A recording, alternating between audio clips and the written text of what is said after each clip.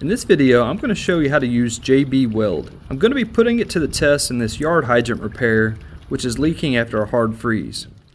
JB Weld, the original cold weld formula, is a steel reinforced 2-part epoxy glue with a strength of 5020 psi. With limited tools and experience, JB Weld can fix plumbing, automotive, and marine repairs, as well as other things around your house. JB Weld is also airtight, chemical resistant, waterproof, and can withstand temps up to 550 degrees Fahrenheit. This allows it to be used both indoors and outdoors, and in some very hazardous conditions. What's also great about JB Weld, it can be drilled, tapped, and sanded, and used on a wide variety of materials. After washing my SUV on a warm winter day like an idiot, I forgot to turn off my lawn hydrant. We then had a hard freeze and it froze and busted. My kids found it a few days later and it leaked over 2,000 gallons of water into my yard in just a couple of hours. What just happened? Oh, no. What's the crack? There are some pretty big cracks on the back side of the hydrant here, and it's a pretty large surface area. So I picked up this 2-pack of JB Weld on Amazon for just a few bucks. Amazon even delivered these the same day at a lower price than the local hardware store, which is pretty amazing. I'll put a link to this in the video description and comments below for your convenience. The most important step when using JB Weld is prepping the surface for better bonding. You do this by sanding or grinding down the surface. This lawn hydrant is right up next to my garage, and the cracks are all on the back side. So I also went ahead and picked up this pack of heavy grit sanding blocks. The blocks make sanding and prepping the surface easy in this tight space. I'll put links to these in the video description and comments below as well. After sanding the surface down, you want to clean it to remove any small rust, dirt, or debris particles. I'm using isopropyl alcohol for this.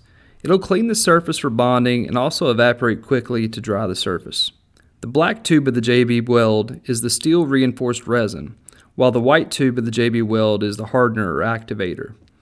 You'll want to measure out equal parts of both for your repair. Since I have a really large repair with the leaking lawn hydrant, I'm going to mix up both whole tubes of the JB Weld right inside the clear packaging. This works well as it doesn't absorb into the surface of the packaging. When fully mixed, the JB Weld epoxy should be gray and even with no hint of black or white. To spread the JB Weld, old hotel keys or gift cards work really well, but I'm using this old baseball card I found lying around in the garage. So the Ryan Express is going to pitch in on this water leak today. The lawn hydrant is really oddly shaped and hard to get to, and I'm not really overly concerned about making it pretty and perfect. I'm just making sure that the cracks are filled in evenly and covered, smoothing out as needed. After spreading evenly, you can help the JB Weld flow into the cracks if you hit it with a heat gun. This makes it more viscous and encourages more flow of the JB Weld down into the cracks. This is totally optional, but it's worth it if you have a heat gun, especially if you need the seal to be airtight or waterproof to prevent leaks. After spreading the JB Weld, it takes 4 to 6 hours to set and 15 to 24 hours to cure. After 24 hours, it's time to check if our lawn hydrant leaks or not. As you can see, so far so good with it wide open, but I also need to test it under pressure. So I added this 2-way valve, and now we can see that the JB Weld still works while under pressure.